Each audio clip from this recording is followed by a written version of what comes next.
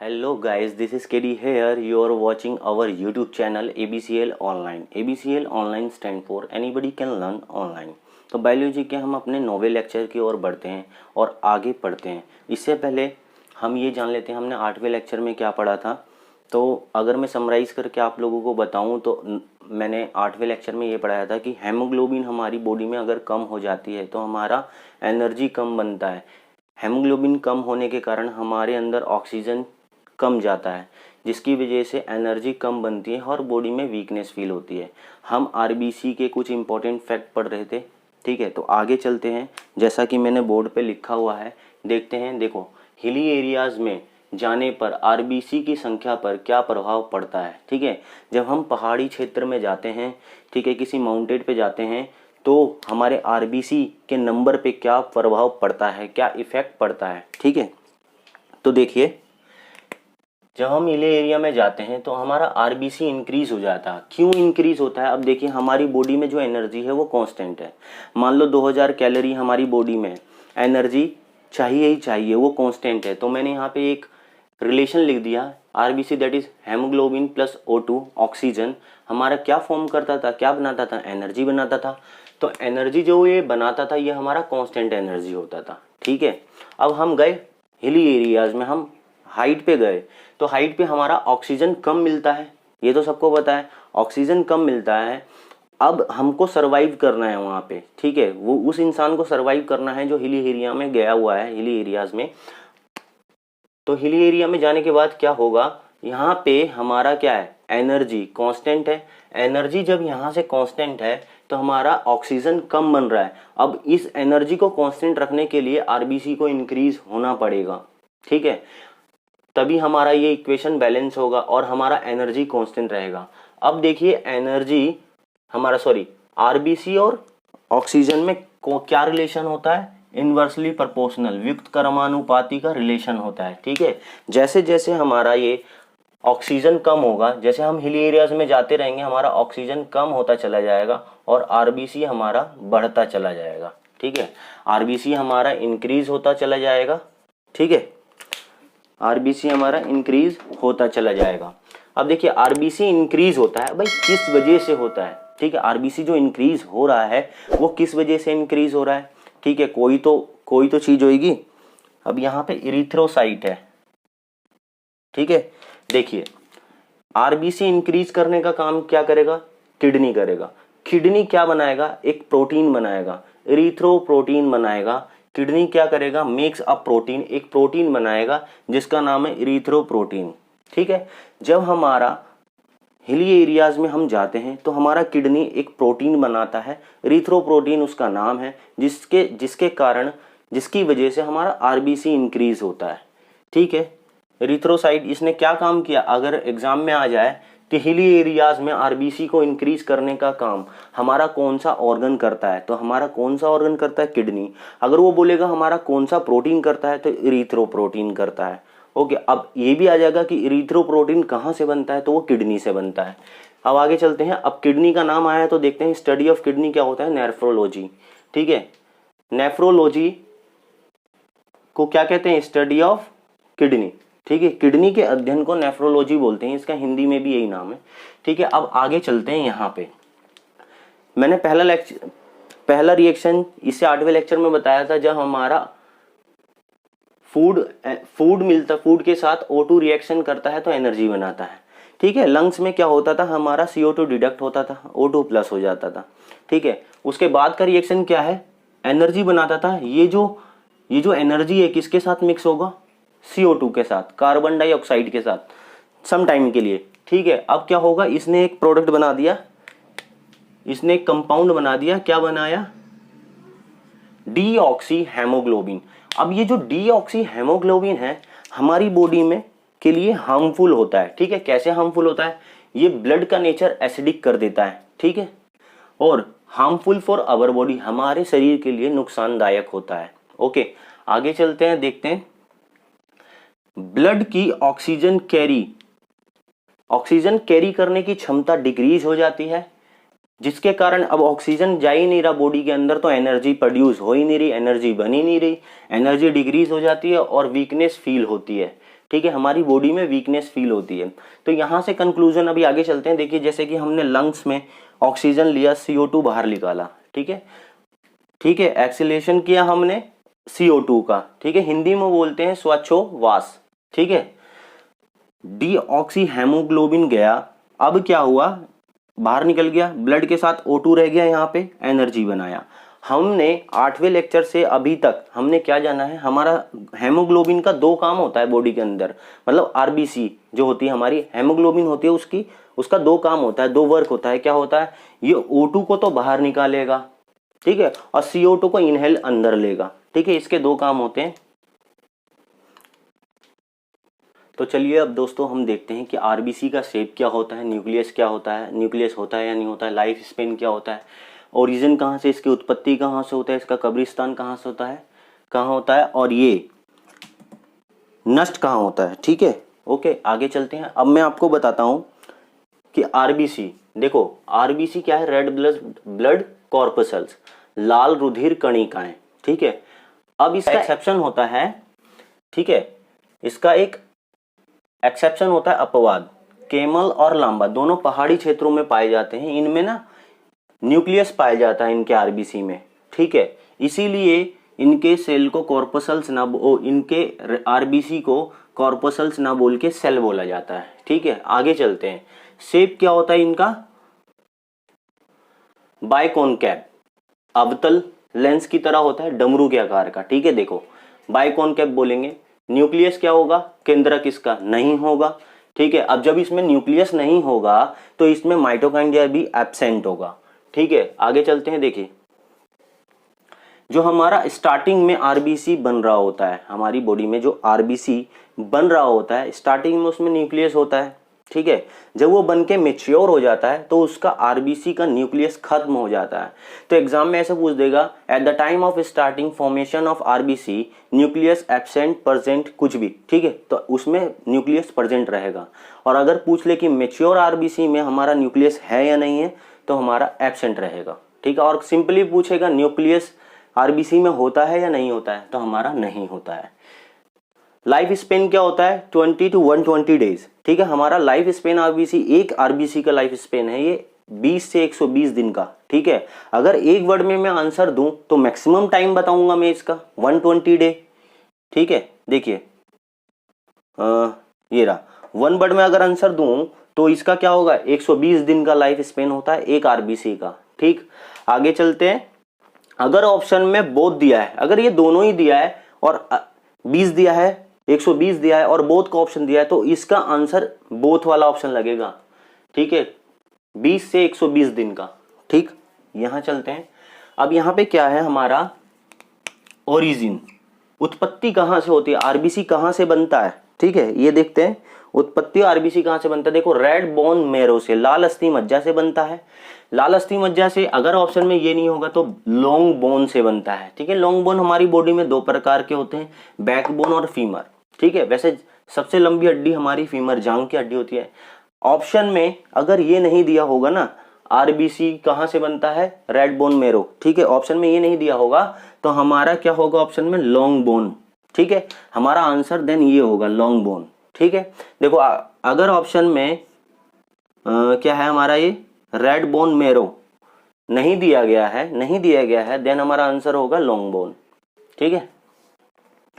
आगे चलते हैं। ये देखिए नोट में मैंने कुछ डाला है, जो हमारा एम्ब्रियो होता है, भ्रूण होता है, भ्रूण किसको बोलते हैं, मैंने अपने प्रीवियस लेक्चर में बताया आपको भ्रूण किसको बोलते हैं। जो भी हमारे गर्भवती महिला होती है उसमें जो बच्चा बन रहा होता है जब वो 8 सप्ताह, ठीक है, या हम बोले कि 2 महीने के बाद वाला बच्चा, वो एम्ब्रियो कहलाता है, ठीक है।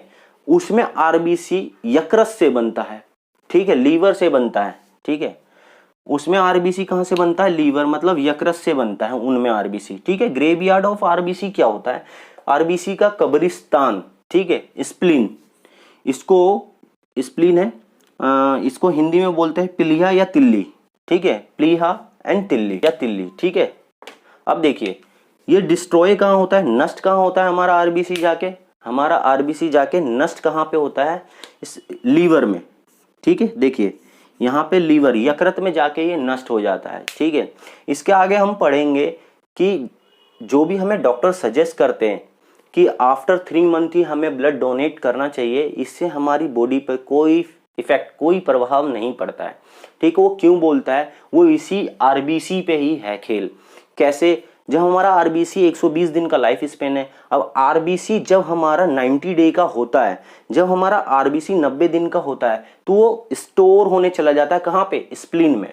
स्प्लीन में जाके स्टोर होता है, तो कब्रिस्तान बोला गया है ना स्प्लीन को।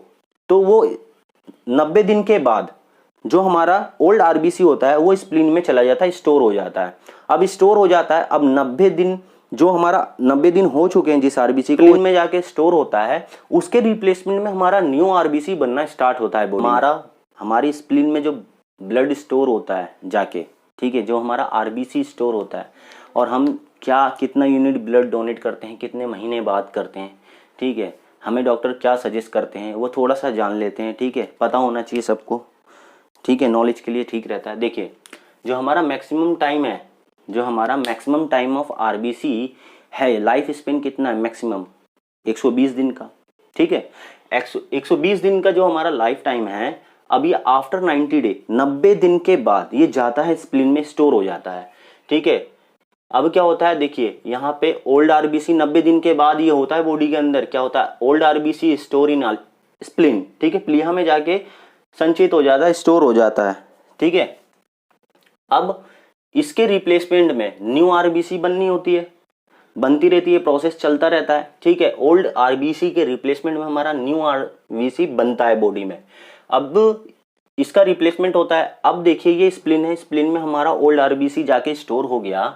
अब ये क्या कहता है कि यहां एक्स्ट्रा आरबीसी होती है, तो मरने से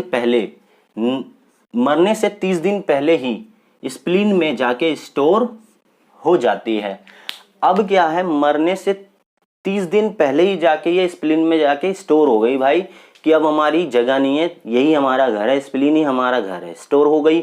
और इसके रिप्लेसमेंट में न्यू आरबीसी फॉर्म हो रही है, बन रही है बॉडी में। ठीक है, अभी जाके ये जो स्टोर होती है ना 30 दिन पहले ही, वो हमारा ब्लड का 1 यूनिट होता है, मतलब 450 ml। ये देखिए 1 यूनिट 450 ml होता है, और यही हम डोनेट करते हैं। ठीक है, यही हम डोनेट करते हैं। तो अब हम मतलब डॉक्टर सजेस्ट करते हैं ना कि आफ्टर 3 मंथ, तो कभी सोचा है कि 3 महीने बाद ही हम क्यों, डॉक्टर हमें क्यों बोलते हैं कि ब्लड डोनेट करना चाहिए, 3 महीने का गैप होना चाहिए, इससे हमारी बॉडी पे कोई प्रभाव नहीं पड़ता। ठीक है, हमारी बॉडी से ब्लड की कमी नहीं होती है, हमारी बॉडी में 1 यूनिट ब्लड स्प्लीन में स्टोर होती है। क्यों बोलते हैं, क्योंकि देखिए 90 दिन के बाद हमारा ओल्ड आरबीसी स्प्लीन में जाके स्टोर हो जाता है, वो 1 यूनिट ऑफ ब्लड है। ठीक है, अब वही हमें डोनेट करना है। अब जैसे मैंने आज किया, ठीक है, आज मैंने 1 यूनिट ब्लड डोनेट कर दिया, उसके 90 दिन बाद मतलब 3 महीने बाद जो आरबीसी न्यू वाली बनी होगी वो आरबीसी ओल्ड आरबीसी बन जाएगी, और ओल्ड आरबीसी बनेगी तो वो 30 दिन पहले ही स्प्लीन में जाके स्टोर हो जाएगी आफ्टर 90 डे। दैट मीन्स कि 3 महीने बाद, तो मैं 3 महीने बाद दोबारा से ब्लड डोनेट कर सकता हूँ, जिससे मेरी बॉडी पे कोई इफेक्ट नहीं पड़ता। और ब्लड डोनेट करना अच्छी बात है, लेकिन आफ्टर 3 मंथ किया करना है, क्योंकि अगर इससे पहले करेंगे तो हमारी बॉडी में वीकनेस आएगा, क्योंकि ब्लड की कमी आ जाएगी।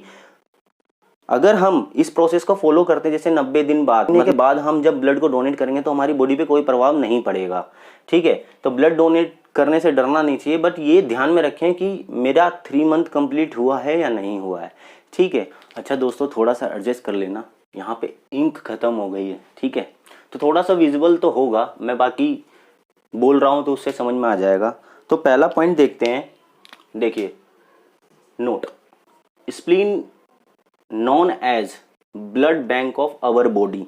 स्प्लीन हमारा ब्लड बैंक क्यों कहलाता है बॉडी का, क्योंकि उसमें जाके हमारा आरबीसी स्टोर हो रहा है, और जो हम ब्लड डोनेट कर रहे हैं, जो 1 यूनिट इसमें स्टोर है वो कर रहे हैं, तो हमारा स्टोर कहाँ हो रहा है, ठीक है, स्प्लीन में।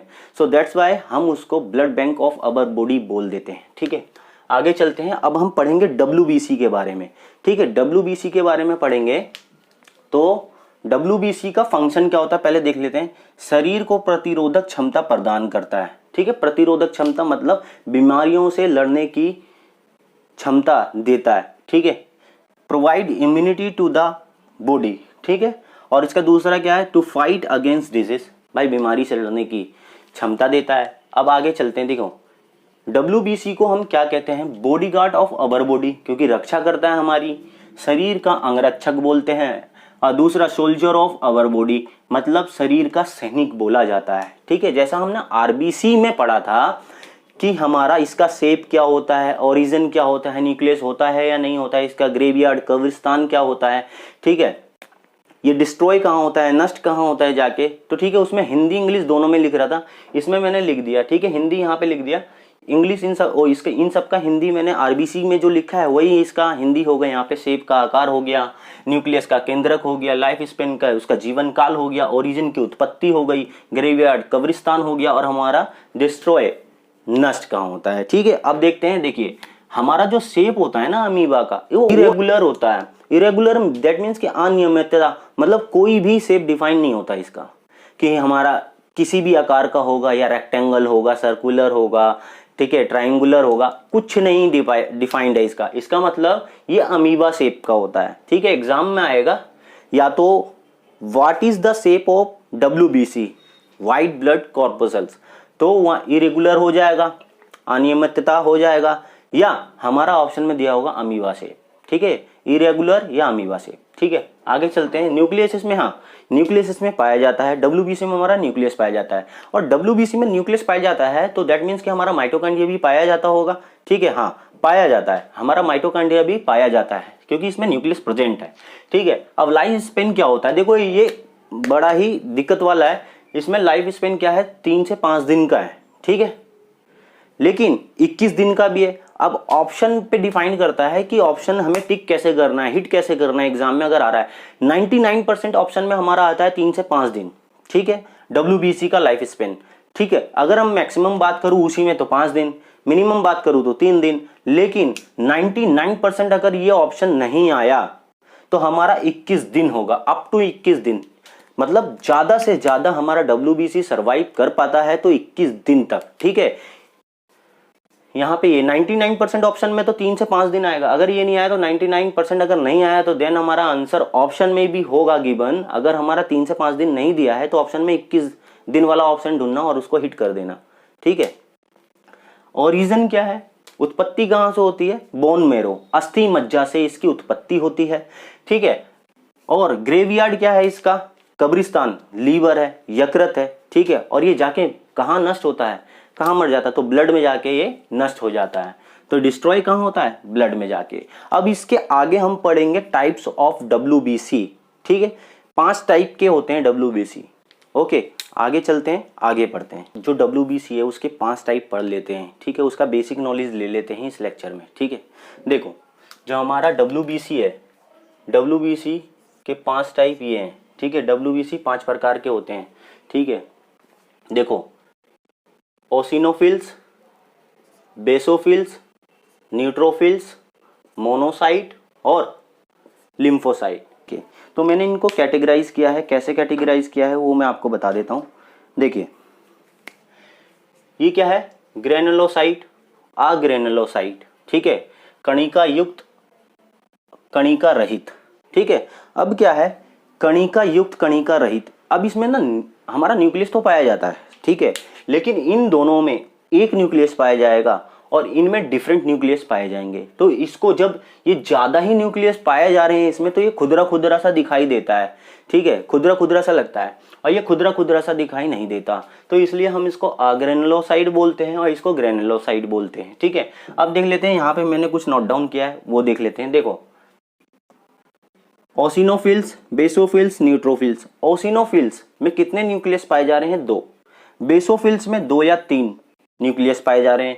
हमारा न्यूट्रोफिल्स में पोली न्यूक्लियस, मतलब पोली मतलब बहुत ज्यादा, 2-3 से भी ज्यादा, ठीक है, हमारे इसमें पोली न्यूक्लियस पाए जा रहे हैं यहाँ पे, ठीक है। और हमारा क्या है ये मोनोसाइट, लिम्फोसाइट, हमारा एक ही न्यूक्लियस पाया जा रहा है, तो इसको हम अग्रेनुलोसाइट बोल देते हैं और इन तीनों को हम ग्रेनुलोसाइट बोलते हैं। ग्रेनुलोसाइट मतलब कणिका युक्त, कणिका रहित, अग्रेनुलोसाइट, ठीक है। इसलिए ये खुदरा खुदरा सा लगता है देखने में और ये खुदरा खुदरा सा नहीं लगता, ठीक है। एज कम्पेयर दिस ये स्मूथ लगता है देखने में। ओके दोस्तों, चलिए इस वीडियो में हम इतना ही रखते हैं, इसके आगे परस्यू करेंगे हम अपने 10वें लेक्चर में। Bye bye, take care, thank you for watching this video.